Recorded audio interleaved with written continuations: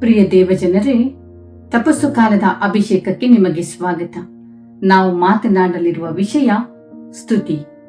ಹೌದು ಪ್ರಿಯರೇ, ಸ್ತುತಿಯ ಸಿಂಹಾಸನದಲ್ಲಿ ವಾಸ ಮಾಡುವ ನಮ್ಮ ದೇವರ ಬಗ್ಗೆ ನಾವು ತಿಳಿಯೋಣ. ಇಸ್ರಾಯೇಲ್ಯರ ಸ್ತೋತ್ರ ಸಿಂಹಾಸನದಲ್ಲಿರುವಾತನೇ ನೀನು ಪವಿತ್ರ ಸ್ವರೂಪನು. ಕೀರ್ತನೆಗಳು 22:3 ವಾಕ್ಯ ಹೇಳುತ್ತದೆ. ಸ್ತುತಿಸುವಾಗ ಆ ಸ್ಥಳದಲ್ಲಿ ದೇವದೂತರು ಇಳಿದು ಬರುವರು. ದೇವರ ಪ್ರಸನ್ನತೆಯು ಇಳಿದು ಬರುವುದು. ಎಲ್ಲಕ್ಕಿಂತಲೂ ಮಿಗಿಲಾಗಿ ಕರ್ತನು ತಾನೇ ಇಳಿದು ಬರುವನು.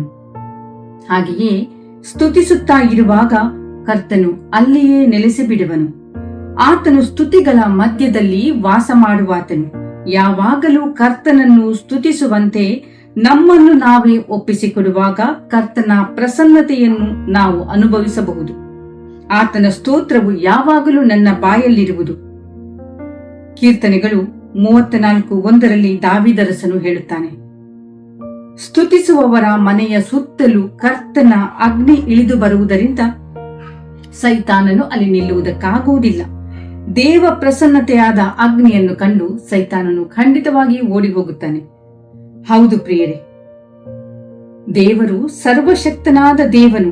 ಆದಿಕಾಂಡ 17:1 ಹೇಳುತ್ತದೆ, ತಾನೊಬ್ಬನೇ ಅಮರತ್ವವುಳ್ಳವನು ಹಾಗೂ ಸ್ತುತಿಗಳ ಮಧ್ಯದಲ್ಲಿ ವಾಸ ಮಾಡುವವನು ಆಗಿದ್ದಾನೆ.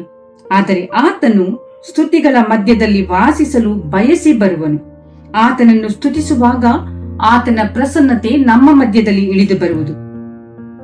ಯೆಶಾಯನು ಒಂದು ದಿನ ಕರ್ತನ ಆಲಯಕ್ಕೆ ಬಂದಾಗ ಕೆರೂಬಿಯರು, ಸೆರಾಫಿಗಳು, ಕರ್ತನ ಸೈನ್ಯಗಳು ಕರ್ತನು ಪರಿಶುದ್ಧನು ಪರಿಶುದ್ಧನು ಪರಿಶುದ್ಧನು ಎಂದು ಸ್ತುತಿಸುವುದನ್ನು ಕಂಡನು. ಆ ಸ್ತುತಿಯು ಆಲಯದ ನಿಲುವು ಗಂಬಗಳನ್ನು ಅಲ್ಲಾಡಿಸಿತು. ಯಜ್ಞವೇದಿಯ ಕೆಂಡ ಅಲ್ಲಿ ಬಂದು ಯೆಶಾಯನ ತುಟಿಗಳಿಗೆ ತಗಲಿ ಅವನ ದೋಷ ನೀಗಿತು. ದೇವ ಮಕ್ಕಳು ಸ್ತುತಿಸುವಾಗ ಅಗ್ನಿ ಬಲವಾಗಿ ಇಳಿದು ಬರುವುದು. ಮತ್ತೊಂದು ಕಡೆ ಪಾಪಗಳು ಸುಟ್ಟು ಹೋಗುವು, ಪರಿಶುದ್ಧತೆ ಉಂಟಾಗುವುದು. ಆಗ ಕರ್ತನ ಪ್ರಸನ್ನತೆಯಲ್ಲಿ ನಾವು ಆನಂದಿಸುವೆವು. ದೇವರಿಗೆ ಸ್ತೋತ್ರ. ನಮ್ಮ ದೇವರನ್ನು ಸ್ತುತಿಸುವುದು ಒಳ್ಳೆಯದು ಹಾಗೂ ಸಂತೋಷಕರವೂ ಆಗಿದೆ. ಆತನನ್ನು ಕೀರ್ತಿಸುವುದು ಯುಕ್ತವಾಗಿದೆ.